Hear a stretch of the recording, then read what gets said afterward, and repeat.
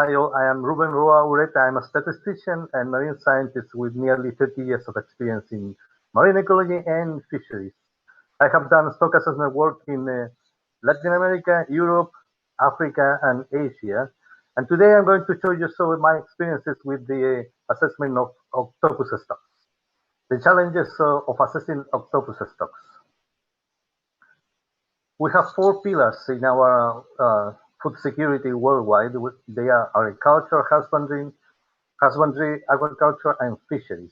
Fisheries is different to the other 3 pillars because it's the only one exploiting a natural source of food in natural conditions. There are no clearing of large areas or addition of chemicals to increase productivity. Fisheries is just hunting for prey. So this is very special about fisheries because it's much less interventionist than the other 3 pillars.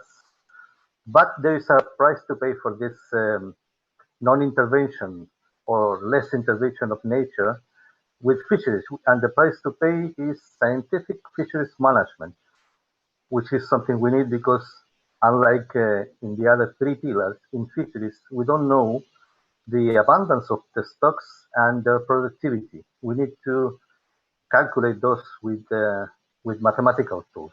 So this is very special about fisheries as one of the 4 pillars of world food security.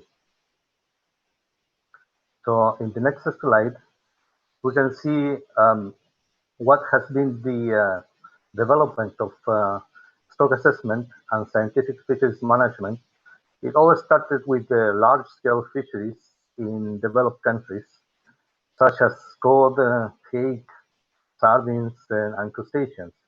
So a lot of the development in the stock assessment discipline has been geared towards these large-scale fisheries, and they have one thing in common, all of them, and it is that they are very expensive to monitor and to assess because we need information from research surveys.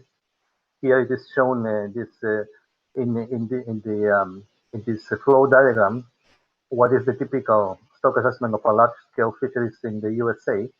And so the 2 key elements of information are research surveys on very expensive research vessels, thousands of dollars per day of operation, and large biological laboratories to determine age of the captured fish.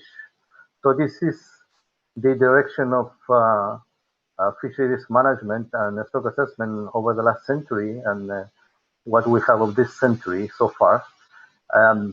It is a very difficult discipline, very expensive one in terms of the data that needs to be collected. And now we are facing something different in this particular case of octopus fisheries because of several specific characteristics that I'm going to daily point out in the next few slides before showing you examples of successful fisheries management and stock assessment with octopus fisheries. So in the next slide, I show from information from FAO that in fact small-scale fisheries, those practiced in most of the world, are the most important component in the fisheries sector because they produce nearly 80% of the total catch, world catch. They employ over 90% of all people working in fisheries. And in terms of value of the landed fish, it's comparable to large-scale fisheries. So we have a very large sector, which is the small-scale fisheries sector, which is unattended by scientific management just because it has been very difficult to develop the program of research and data collection for large-scale fisheries. So now we are dealing in this discipline with what to do with the management of small-scale fisheries, which I repeat are numerically in terms of value, people employed, and output in terms of tons of biomass, more important than large-scale fisheries. So what to do to get scientific fisheries management in small-scale fisheries? In this slide, I showed that there has been a development in this area in the last few decades, and there is a new subfield of fisheries science, which is called data for stock assessment.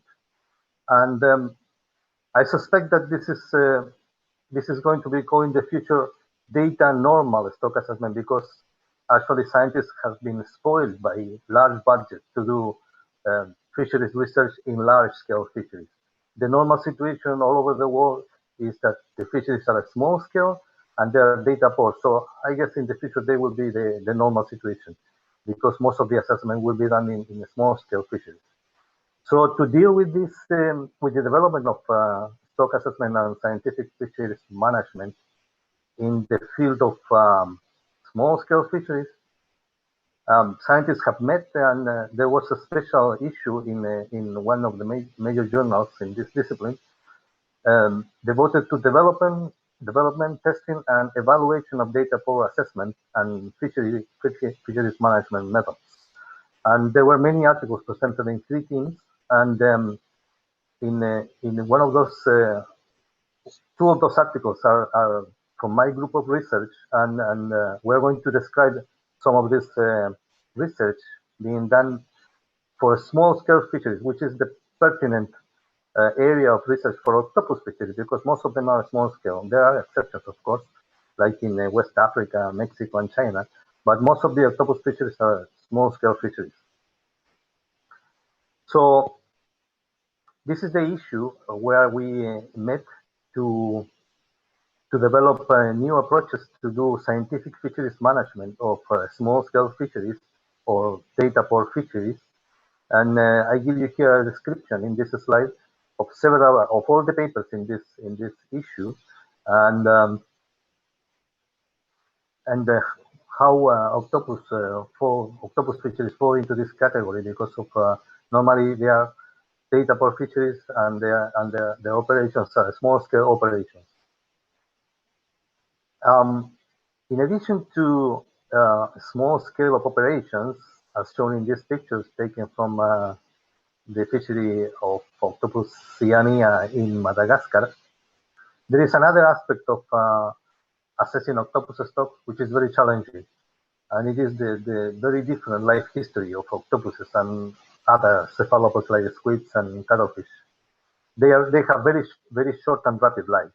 They live just 1 to 2 years each one of them, each one of these octopus, and so most of the program of stock assessment developed for large scale fisheries does not apply to this situation, because it's based on following cohorts of fish born in 1 year for many years. This is not the case, because we have just 1 or 2 cohorts present at any given time. So we need special models for dealing with that aspect of octopus stock assessment, which is the very rapid life history. And as I said before, the second aspect is that operations are small scale, so the data is not very rich, not very expensive, if there is data at all. And there is another aspect which is special of all cephalopod fisheries, which is very high variability year to year in recruitment. So there is not much inertia in demography. So this leads to stronger variation year to year as compared to other stocks of fish or invertebrates. But in spite of those challenges, we still need to develop methods and models for stock assessment to conduct scientific fisheries management for sustainability. So how do we cope with those challenges, both from the small scale operations and the limited data available to carry out modeling, and the short life cycle of cephalopods in general, which is very challenging from a modeling point of view. So the most important message from the assessment of octopus stocks carried out by other people and by myself and my colleagues is that the data collected from these fisheries must be aggregated at very short time steps. probably the day or the week instead of the year or the month. So people organizing the data collection from octopus fisheries should have a target to be able to estimate the total catch and the total fishing effort at very short time steps. Let's say the week, for example. If managers gather resources to collect information so that the total catch and total effort could be determined by short time step, day or week, then we are on a good path to undertake a stock assessment. Also very useful information from the fisheries for octopus assessment is to have some samples of the biological condition of the stock, but very basic stuff. Just weight of the octopuses, because they grow so rapidly that the mean weight of octopuses at the start of one season is much different from the mean weight of octopuses caught at the end of the season, because the growth is super rapid. So once these data collection requirements are met, then we can advance a lot in knowing the population dynamics of stocks, of octopus stocks, and then to conduct scientific stock assessment and scientific management. In the next slide here, I'm showing you 4 papers, recent papers on the stock assessment of octopus by other people. I will show later my own approach, which is different to all of these 4 here. But let's say that people have been busy assessing important octopus stocks. For instance, in the second paper shown here, deals with the Moroccan fishery, which is one of the biggest octopus fisheries in the world, comparable to Mauritania, for example, and Mexico. And these are examples of successful or not so much so successful attempts to do a stock assessment of octopus, taking into account both the data limited nature of these fisheries and the very short and rapid life history of the octopus. So now we are going to move on to my own approaches to carry out the stock assessment of octopus stocks, and I will show you 2 examples. One which is very simple; it needs just very little data, and the other one is more advanced because it is the product of 18 years of data collection as recommended for octopuses. So in this, I'm following the general advice given in a recent review here shown in the ICES Journal of Marine Science by leading experts in cephalopod stock assessment, and in which they recommended that to carry out the scientific management of cephalopod stocks, the best approach is to develop innovative depletion models, because these models, unlike the models used for fish with many cohorts and many ages in the demography, well, unlike those, depletion models run at very short time steps, even days, if the data allows that. So we're going to explore these 2 approaches, these 2 results. And the second one, which is more advanced, it's an octopus fishery in southern Chile, and we published a paper this year with this application and other 2 applications, just to show the drive to sustainable exploitation, which we argue in this paper is inherent in fishers' behavior if they are given the right incentives. So let's look into these 2 applications. So let's start with the simple one, which is Octopus cyanea in southwest Madagascar. Well, this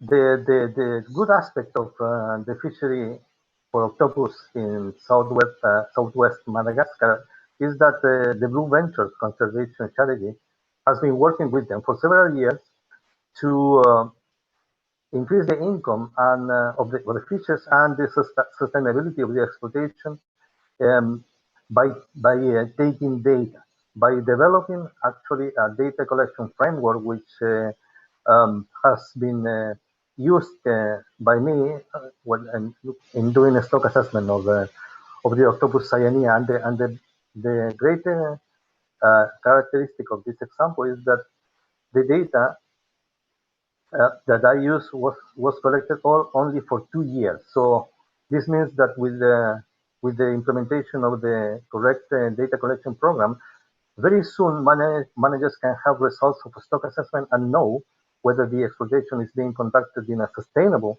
or unsustainable way. So this is very good news, and this is proof of the power of this type of models to deliver quick answers to manage scientifically octopus stocks. So let's look at I will show you here in the next slide. In this slide, again, these pictures are from the southwest Madagascar fishery taken by Blue. I took them from the Blue Ventures website, and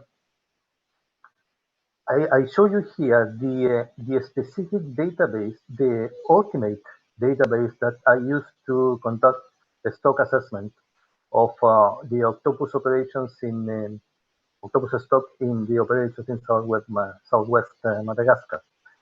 So this database shown here in the center block in the center square was the product of 3 databases built by Blue Ventures, and these databases, the most important thing is that they recorded the comings and goings of fishes daily for 2 years, evaluating at the end of the day what was the output of the activity in terms of total catch of octopus.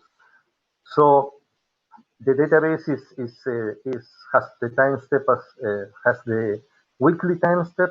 So I have 2 years of data, 2015 and 2016, nearly 50 weeks for every season, and then we have essentially 4 columns, which are the time step, the week, the observed effort, which is number of fishes fishing every day. You can see this measure of fishing effort is very simple to obtain. You just need to be very careful in recording all the activities of the fishes, which is something that should be done anyway. And the third column is the observed catch. So for every week we have the total catch obtained by all these fishes, and the final column is the mean weight of the octopuses.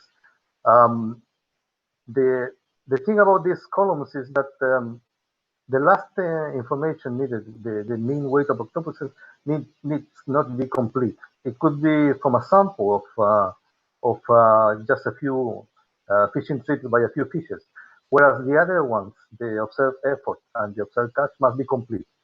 If you have complete effort and complete catch and samples of mean weight, then we can carry out a stock assessment of octopus fisheries after 1 year of or 1 season of data collection. So let's see the output of this of the modeling. I will not show any equations in this presentation, though there are many of those equations in the background, and you can check them out in the scientific articles which have been published with this methodology. I have published about 6 or 7 applications of these depletion models to several fisheries, from large pelagic fish to octopuses and cuttlefish, etc. So what you are seeing now is the stock assessment of octopus in 2015 and 2016, and in the y-axis of the large panel here, you have the catch in numbers, actually in thousands of octopuses. So in southwest Madagascar, they fish around, as an average, of a little over 10,000 octopuses per week. This is the magnitude of the operation. And the dots that you can see here in the large panel is the actual data, the data collected by Blue Venture Conservation. And the line is the depletion model following and predicting the catch. So this model has parameters in it that will tell us about the sustainability of the exploitation and the condition of the stock. So we have 2 years of data. Here in the red ellipse, you can see a result of the assessment, which is the biomass at the end of the season. In 2015, it was 1,162 tons. This was according to the model, the biomass that was left after finishing the season in that year. And immediately below it, you have the total catch during the season. So this is a first clue into the sustainability or not of the operation in southern Madagascar. As you can see here, the annual catch in 2015 was nearly half of the biomass left at the end of the season. In the same situation happened in 2016, in which nearly the biomass left at the end of the season was nearly double the total catch during the season. So this is a good signal. It means that the fishers are leaving a lot of the biomass in the sea for the reproduction and renewal of the stock into next year's season.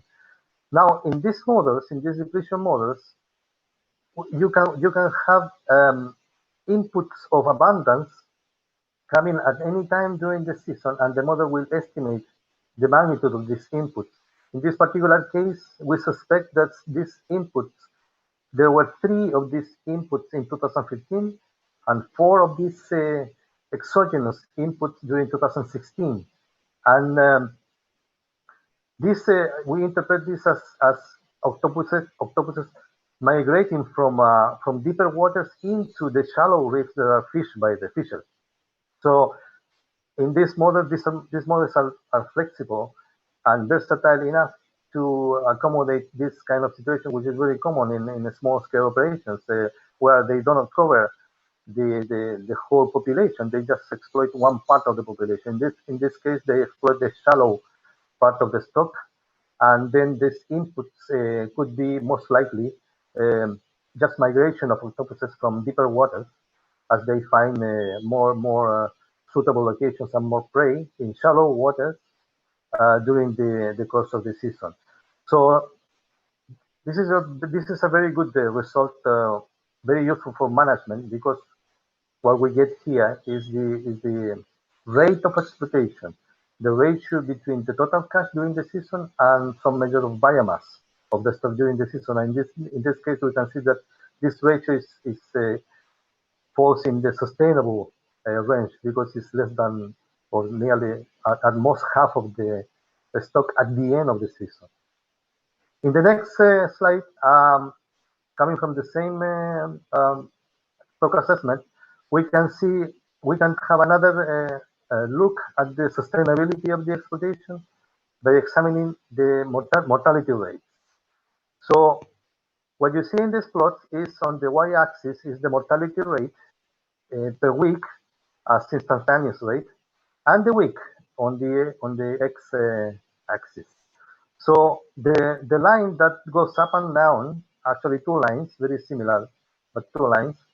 This is the fishing mortality per week, and the straight line is the natural mortality, the mortality of the stock of the octopuses by reasons other than fishing. For instance, predation, disease, accidents. I guess they have accidents as well. Anyway, whatever. This is the natural rate of mortality.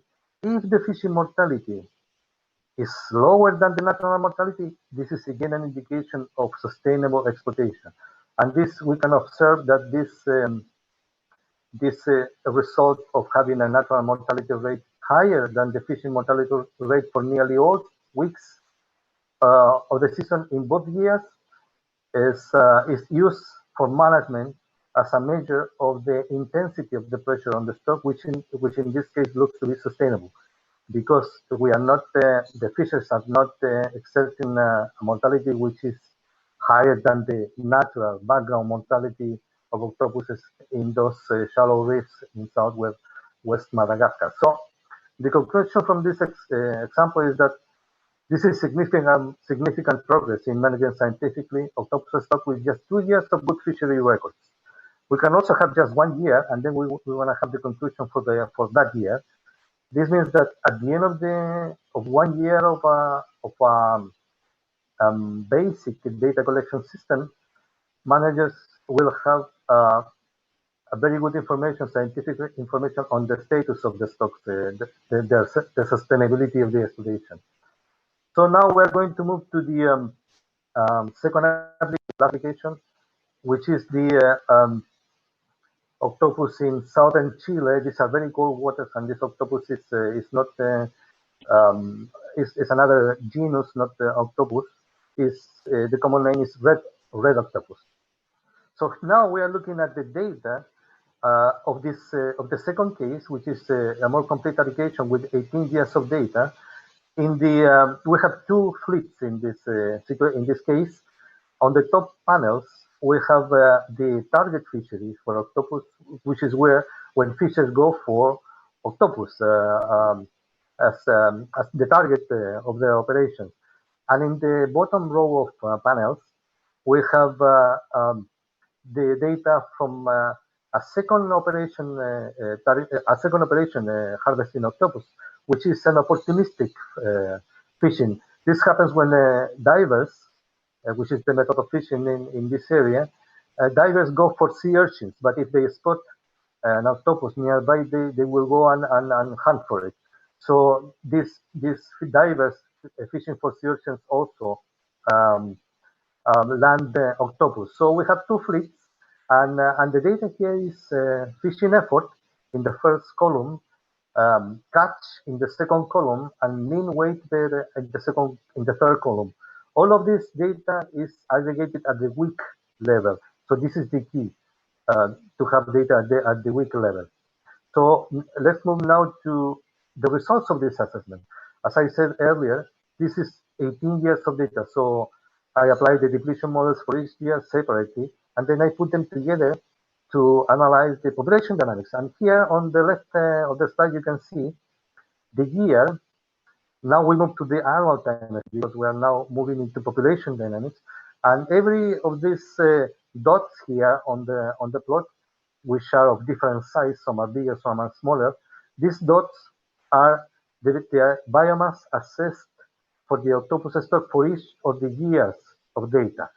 And then I put this biomass estimate together, and the size is proportional to statistical precision. And then I fit a population dynamics model, which is a surplus production model, to these biomass observations, and then we got a very complete result of the status of the stock. Here we can get the maximum sustainable yield, which is about 470 tons. And also the other conclusion from this analysis was that the stock was entering overfishing. So managers should need to take action to reduce the exploitation rate and stabilize it, because it's going into overfishing territory, which is something that must be avoided.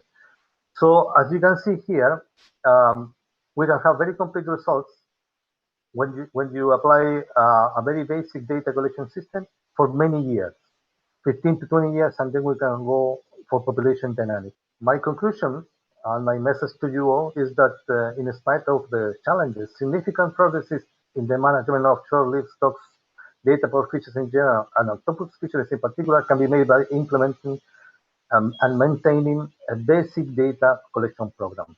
Thank you all for attending to this webinar, and I'll be looking forward to your questions in the question and answer section. Thank you very much.